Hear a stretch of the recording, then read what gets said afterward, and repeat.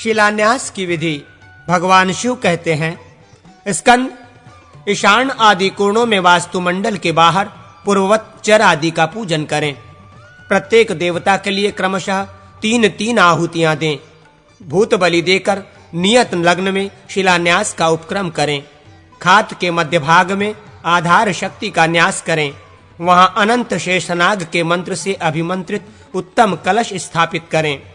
Lump पृथ्वी नमः, इस मूल मंत्र से इस कलश पर पृथ्वी स्वरूपा शिला का न्यास करें। इसके पूर्वादि दिक्भाग में क्रमशः सुभद्र आदि 8 कलशों की स्थापना करें।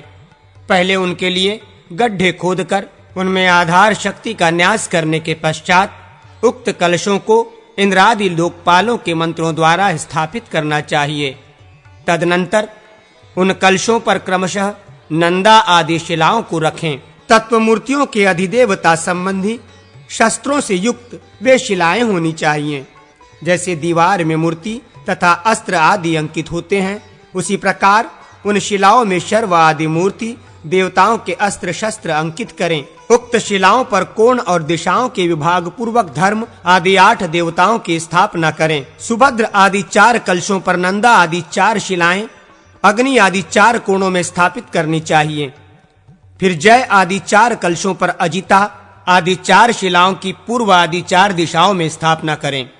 उन सब के ऊपर ब्रह्मा जी तथा व्यापक महेश्वर का न्यास करके मंदिर के मध्यवर्ती आकाश नामक अधवा का चिंतन करें। उन सब को बलि अर्पित करके विघ्न दोषों के निवारण अस्त्र मंत्र का जप करें। वहां 5 ही शिलाएं स्थापित करने की विधि है। उसके पक्ष में भी कुछ निवेदन किया जाता है। मध्य भाग में सुभद्र कलश के ऊपर पूर्णा नामक शिला की स्थापना करें और अग्नि आदि कोणों में क्रमशः पद्म आदि कलशों पर नंदा आदि शिलाएं स्थापित करें। मध्य शिला के अभाव में 4 शिलाएं भी मातृभाव से सम्मानित करके स्थापित की जा सकती हैं। उक्त 5 शिलाओं की प्रार्थना इस प्रकार है। ओम सर्व संदोह स्वरूपे महाविद्ये पुणे, तुम अंगिरा ऋषि की पुत्री हो। इस प्रतिष्ठा कर्म में सब प्रकार सम्यक रूप से ही पूर्ण करो। नंदे, तुम समस्त पुरुषों को आनंदित करने वाली हो। मैं यहाँ तुम्हारी स्थापना करता हूँ। तुम इस प्रासाद में संपूर्णतः तृप्त होकर जब तक सुस्थिर भाव से स्थित रहो, जब तक कि आकाश में चंद्रमा, सूर्य और तारे प्रकाशित होते रहें। वशिष्ठ नंदिने नंदे, तुम देहधारियों को आयु, संपूर्ण मनोरथ तथा लक्ष्मी प्रदान करो। तुम्हें प्रासाद में सदा स्थित रहकर यत्न पूर्वक इसकी रक्षा करनी चाहिए।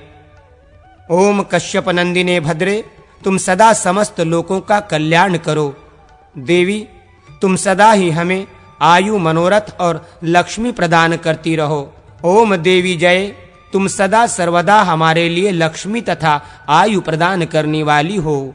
भृगुपुत्री देवी जय, तुम स्थापित होकर सदा यहीं रहो और इस मंदिर के अधिष्ठाता मुझ यजमान को नित्य निरंतर विजय तथा ऐश्वर्य प्रदान करने वाली बनो। ओम रिक्ते, तुम अतिरिक्त दोष का नाश करने वाली तथा सिद्धि और मोक्ष प्रदान करने वाली हो। शुभे, संपूर्ण देश काल में तुम्हारा निवास है। इस रूपणी, तुम सदा इस प्रासाद में स्थित रहो। तत्पश्चात आकाश स्वरूप मंदिर का ध्यान करके उसमें 3 तत्वों का न्यास करें। फिर विधिवत प्रायश्चित होम करके यज्ञ का विसर्जन करें। प्रतिष्ठा काल सामग्री आदि की विधि का कथन। भगवान शंकर कहते हैं, स्कंद, अब मैं मंदिर में लिंग स्थापना की विधि का वर्णन करूंगा, जो भोग और मोक्ष को देने वाली है। यदि मुक्ति के लिए लिंग प्रतिष्ठा करनी हो तो उसे हर समय किया जा सकता है, परंतु यदि भोग सिद्धि के उद्देश्य से लिंग स्थापना करने का विचार हो तो देवताओं का दिन उत्तरायण होने पर ही वो कार्य करना चाहिए। माघ से लेकर 5 महीनों में चैत्र को छोड़कर देवस्थापना करने की विधि है। जब गुरु और शुक्र उदित हों तो प्रथम 3 कर्णों, वव, बालव और कालव में स्थापना करनी चाहिए। विशेषतः शुक्ल पक्ष में तथा कृष्ण पक्ष में भी पंचमी तिथि तक का समय प्रतिष्ठा के लिए शुभ माना गया है। चतुर्थी, नवमी, षष्ठी और चतुर्दशी को छोड़कर शेष तिथियां क्रूर ग्रह के दिन से रहित होने पर उत्तम मानी गई है। शतभिषा, धनिष्ठा, आद्रा, अनुराधा, तीनों उत्तरा, रोहिणी और श्रवण ये नक्षत्र स्थिर प्रतिष्ठा आरंभ करने के लिए महान अभ्युदय कारक कहे गए हैं। कुंभ, सिंह, वृश्चिक, तुला, कन्या, वृष ये लग्न श्रेष्ठ बताए गए हैं। बृहस्पति तृतीय, अष्टम और द्वादश को छोड़कर शेष 9 स्थानों में शुभ माने गए हैं। 7 स्थानों में तो वे सर्वदा ही शुभ हैं। छठे, 8वें, 10वें, 7वें और चौथे भावों में बुध की स्थिति हो तो वे शुभ कारक होते हैं। इन्हीं स्थानों में छठे को छोड़कर यदि शुक्र हो तो उन्हें शुभ कहा गया है। प्रथम, तृतीय, सप्तम, षष्ठ, दशम, द्वितीय और नवम स्थानों में चंद्रमा सदैव बलदायक माने गए हैं। सूर्य 10वें, तीसरे और छठे भावों में स्थित हो तो वे शुभ फल देने वाले होते हैं। तीसरे, छठे और 10वें में राहु को भी शुभ कारक माना गया है। छठे और तीसरे स्थान में स्थित होने पर शनैश्वर, मंगल और केतु प्रशस्त कहे गए हैं। शुभ ग्रह, क्रूर ग्रह और पाप ग्रह सभी 11वें स्थान में स्थित होने पर श्रेष्ठ बताए गए हैं। अपनी जगह से सप्तम स्थान पर ही इन समस्त ग्रहों की दृष्टि पूर्ण चारों चरणों से युक्त होती है। 5वें और 9वें स्थानों पर इनकी दृष्टि आधी 2 चरणों से युक्त बताई गई है। तृतीय और 10वें स्थानों को ये ग्रह एक पाद से देखते हैं तथा चौथे एवं 8वें स्थानों पर इनकी दृष्टि 3 चरणों से युक्त होती है। मीन और मेष राशि का भोग 4.25 नाड़ी तक, वृष और कुंभ 4.25 नाड़ी का ही उपभोग करते हैं। मकर और मिथुन 5 नाड़ी, धन, वृश्चिक, सिंह और कर्क 6.25 नाड़ी तथा तुला और कन्या राशि 5.5 नाड़ी का उपभोग करती हैं। सिंह, वृष और कुंभ ये स्थिर लग्न सिद्धिदायक होते हैं। तुला और मेष चर कहे गए हैं। तीसरी संख्या के लग्न मिथुन, कन्या आदि द्विस्वभाव कहे गए। कर्क, मकर और वृश्चिक ये प्रवज्या संन्यास कार्य के नाशक हैं। जो लग्न शुभ ग्रहों से देखा गया हो वो शुभ है तथा जिस लग्न में शुभ ग्रह स्थित हो वो श्रेष्ठ माना गया है। बृहस्पति, शुक्र और बुध से युक्त लग्न धन, आयु, राज्य, शौर्य अथवा सौख्य, बल, पुत्र, यश तथा धर्म आदि वस्तुओं को अधिक मात्रा में प्रदान करता है। कुंडली के 12 भावों में से प्रथम, चतुर्थ, सप्तमम और दशम को केंद्र कहते हैं। उन केंद्र स्थानों में यदि गुरु, शुक्र और बुध हो तो वे संपूर्ण सिद्धियों के दाता होते हैं। लग्न स्थान से तीसरे, 11वें और चौथे स्थानों में पाप ग्रह हो तो वे शुभ कारक होते हैं। अतः इनको तथा इनसे भिन्न शुभ ग्रहों तथा शुभ तिथियों को विद्वान पुरुष प्रतिष्ठा कर्म के लिए योजित करें। मंदिर के सामने उससे 5 गुनी अथवा मंदिर के बराबर ही या सीढ़ी से 10 हाथ आगे तक की भूमि छोड़कर मंडप का निर्माण करें। वो आगे चाकोर और 4 दरवाजों से युक्त हो। उसकी आधी भूमि लेकर स्नान के लिए मंडप बनवावें। उसमें भी 1 या 4 दरवाजे हों। यह स्नान मंडप ईशान, पूर्व अथवा उत्तर दिशा में होना चाहिए। प्रथम 3 लिंगों के लिए 3 मंडपों का निर्माण करें। पहले मंडप की हास्तिक संज्ञा है, वो 8 हाथों का होता है। शेष 2 मंडप 1-1 हाथ बड़े होंगे, अर्थात दूसरा मंडप 9 हाथ का, तीसरा 10 हाथ का होगा। इस तरह अन्य लिंगों के लिए भी प्रति मंडप 2-2 हाथ भूमि बढ़ा दें, जिससे 9 हाथ बढ़े। 9वें लिंग के लिए 22 हाथ का मंडप संपन्न हो सके। प्रथम मंडप 8 हाथ का, 10 हाथ का अथवा 12 हाथ का होना चाहिए। शेष 8 मंडपों को 2-2 हाथ बढ़ाकर रखें। इस प्रकार कुल 9 मंडप होने चाहिए। पाद आदि से वृद्ध लिंगों की स्थापना में पायों के अनुसार मंडप बनवावें। माणलिंग, रत्नजंगली तथा लोहलिंग की स्थापना के अवसर पर हास्तिक 8 हाथ वाले मंडप के अनुसार सब कुछ बनावे अथवा जो देवी का प्रसाद हो उसके अनुसार मंडप बनावे। समस्त लिंगों के लिए प्रासाद निर्माण की विधि शैव शास्त्र के अनुसार जाननी चाहिए। धन, घोष, विराग, कांचन, काम, राम, सुवेश, घरमर तथा दक्ष ये 9 लिंगों के लिए 9 मंडपों के नाम हैं। चारों कोणों में 4 खंभे हों और दरवाजे पर 2-2। ये सब हास्तिक मंडप के विषय में बताया गया है। उससे विस्तृत मंडप में जैसे भी उसकी शोभा संभव हो अन्य खंभों का भी उपयोग किया जा सकता है। मध्य मंडप में 4 हाथ की वेदी बनावे, उसके चारों कोनों में 4 खंभे हों। वेदी और पायों के बीच का स्थान छोड़कर कुंडों का निर्माण करे। इसकी संख्या 9 अथवा 5 होनी चाहिए।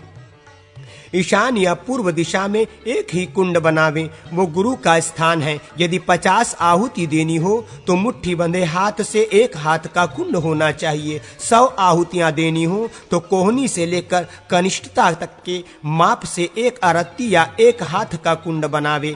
1000 आहुतियों का होम करना हो तो 1 हाथ लंबा, चौड़ा और गहरा कुंड हो। 10,000 आहुतियों के लिए इससे दूने माप का कुंड होना चाहिए। 4 आहुतियों के लिए 4 हाथ के और 1 करोड़ आहुतियों के लिए 8 हाथ के कुंड का विधान है। अग्नि कुंड में भगाकार, दक्षिण दिशा में अर्धचंद्राकार, नैऋत्य कोण में त्रिकोण, पश्चिम दिशा में चंद्रमंडल के समान गोलाकार, वायव्य कोण में षटकोण, उत्तर दिशा में कमलाकर, ईशान कोण में अष्टकोण तथा पूर्व दिशा में चतुष्कोण कुंड का निर्माण करना चाहिए।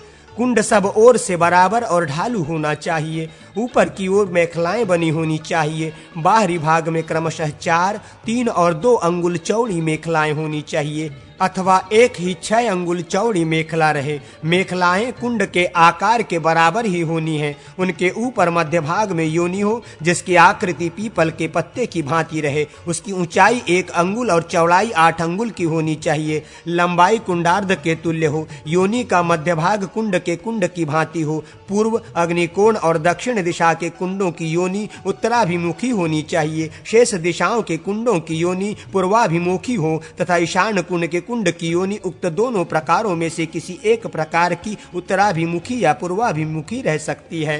कुंडों का जो 24 भाग है वो अंगुल कहलाता है। इसके अनुसार विभाजन करके मेखला, कंठ और नाभि का निश्चय करना चाहिए। मंडप में पूर्वादि दिशाओं की ओर जो 4 दरवाजे लगते हैं वे क्रमशः पाकड़, गूलर, पीपल और बड़की लकड़ी के होने चाहिए। पूर्वादि दिशाओं के क्रम से इनके नाम शांति, भूति, बल और आरोग्य हैं।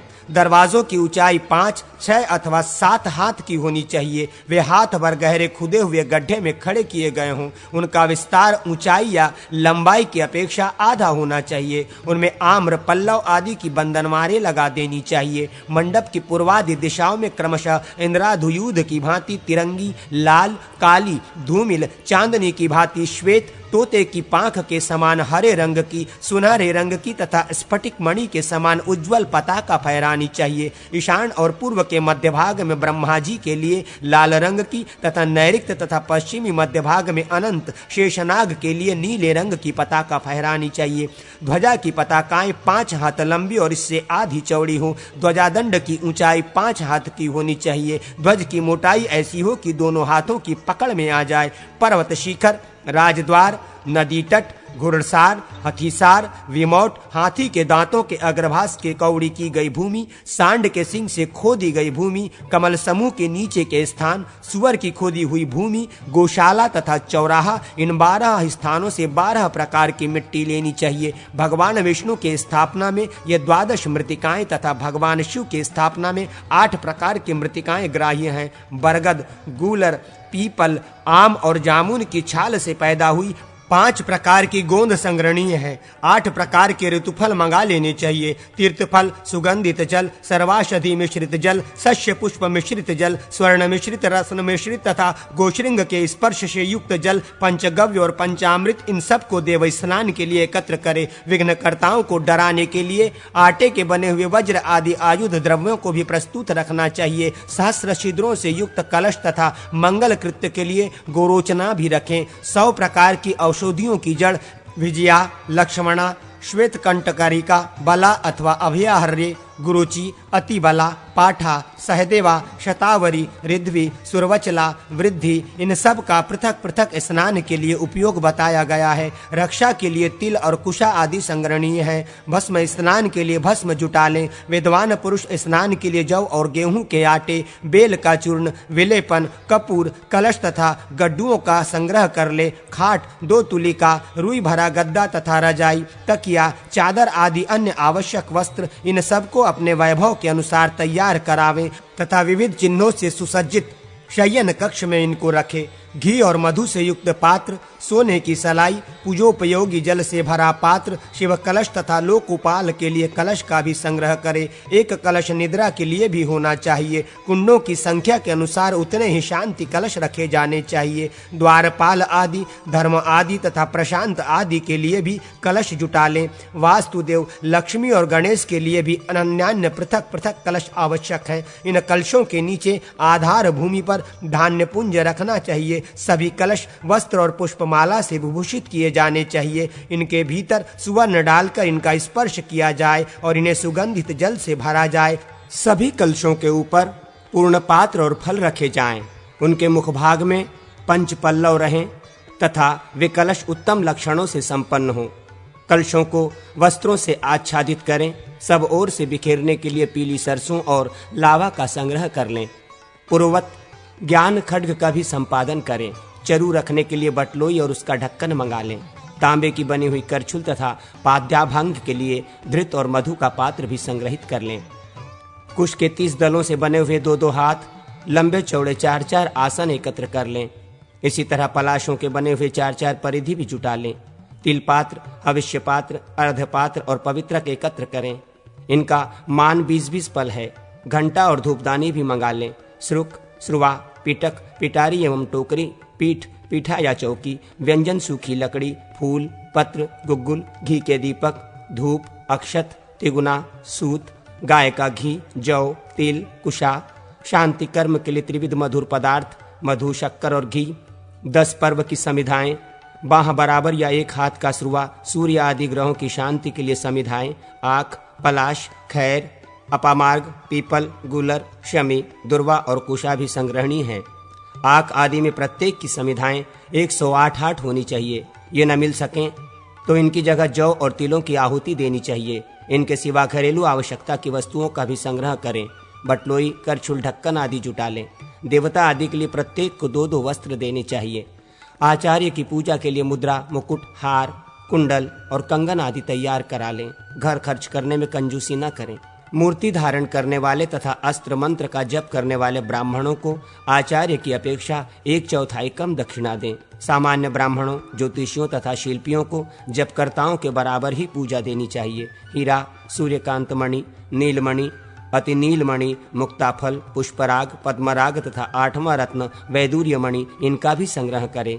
उशिर, खस, विष्णुक्रांता, अपराजिता, रक्तचंदन, अगुरु, श्रीखंड, शारिवा, अनंता या श्यामलता, कुष्ठ, कुट और शांगिणी, श्वेत पुनांग, इन औषधियों का समुदाय संग्रहणीय है। सोना, तांबा, लोहा, रांगा, चांदी, कांसी और सीसा, इन सब की लोह संज्ञा मानी गई है। इनका भी संग्रह करें।